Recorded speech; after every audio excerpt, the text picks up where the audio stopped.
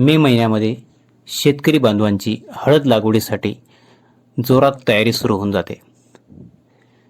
परंतु हळद लागवडीपूर्वी बेणे प्रक्रिया करणे तेवढेच महत्त्वाचे आहे.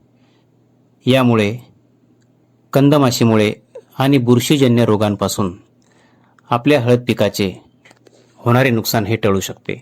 यासाठी निवड केलेले मातृकंद किंवा गड्डे बेणे यासाठी आपल्याला रासायनिक प्रक्रिया करणं खूप महत्त्वाचं आहे.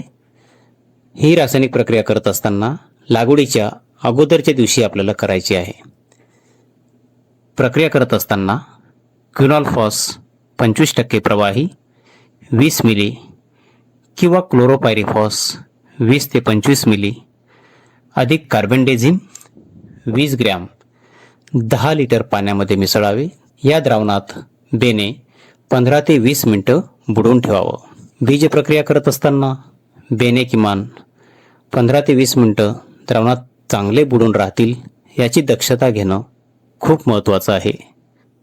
10 लिटरचे द्रावण 100 ते 120 किलो बेण्यासाठी वापरावं. किंवा ज्या दिवशी आपली हळद लागवड आहे त्याच्या 2 ते 3 तास अगोदर जैविक प्रक्रिया बेण्याला करणं खूप महत्त्वाचं आहे. ही प्रक्रिया करत असताना अगोदरच्या दिवशी आपण जी रासायनिक प्रक्रिया केलेली आहे त्यानंतर आपल्याला या बेण्यावर जैविक प्रक्रिया करावी. त्यासाठी ॲझोटोबॅक्टर एकरी 2 किलो, PSB म्हणजे फॉस्फेट सोल्युबलायझिंग बॅक्टेरिया 2 किलो आणि ट्रायकोडर्मा 1 किलो याचं आपल्याला पाण्यामध्ये द्रावण तयार करून आपल्या बेण्यावर हे शिंपडायचं आहे. हे शिंपडल्यामुळं स्फुरदचा उपलब्धता आहे हे अतिशय चांगले होईल आणि बेणं आपलं जमिनीमध्ये लागवड केल्यानंतर सडणार नाही.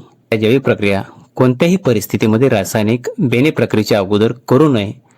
अगोदर रासायनिक बेणे प्रक्रिया करून बियाणे सावलीमध्ये 2 ते 3 दिवस सुकवूनच जैविक बेणे प्रक्रिया करावी.